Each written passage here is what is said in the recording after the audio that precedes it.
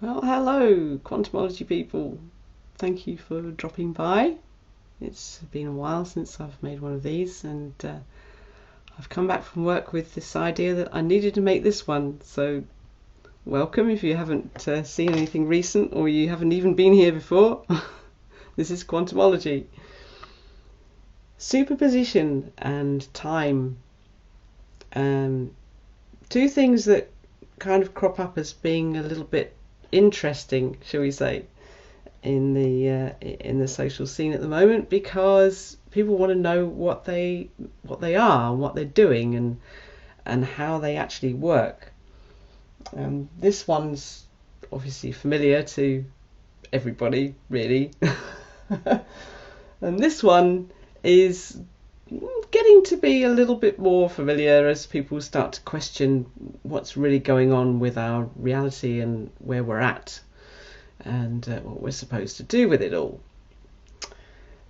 Scientists, of course, know all about superposition. It's been around for a long time, so it's no news to them. And we'll see where we go with this, because I'm trying to encapsulate a concept into a very short space of time, ironically. Superposition is the existence of multiple choice. You have a set of sliding doors, should we say, in different options of what can happen next.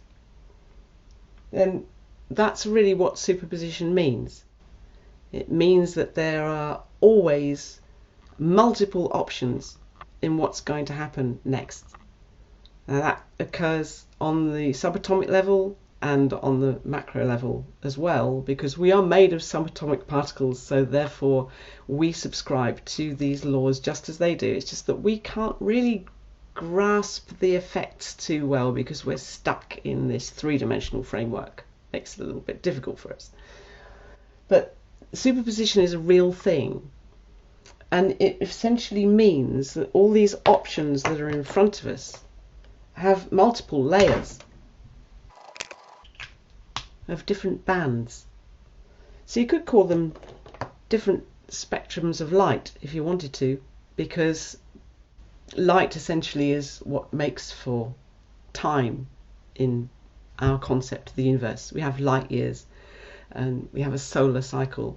So light is everything to us in terms of our sense of time. As far as superposition is concerned, all those different options that we move through time in make themselves a reality only in the present moment.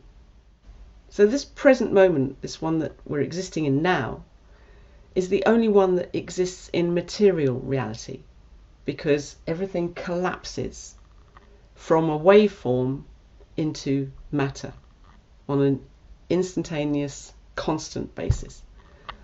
Now, we're made of atoms. Our electrons are going up and down from high energy to low energy all the time in incredibly fast speeds, and using and absorbing and emitting incredible amounts of energy. They emit more energy when they're high, when they're upper level, away from the core, the nucleus of the atom. That moves through time. And time works in two directions. It doesn't just move from the present to the future like we conceive of it. It moves in both directions equally.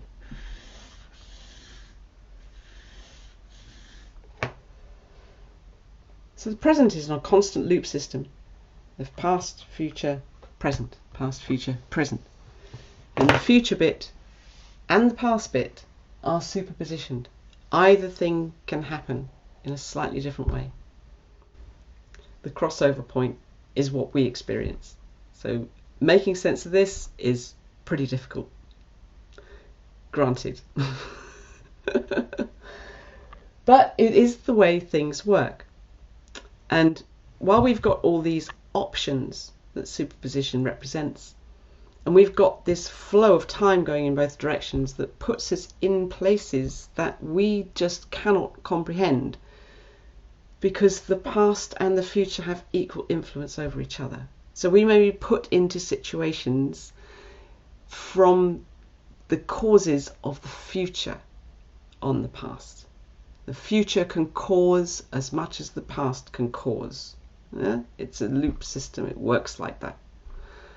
So that being the case, we are living in an infinity loop of superpositioned potentials.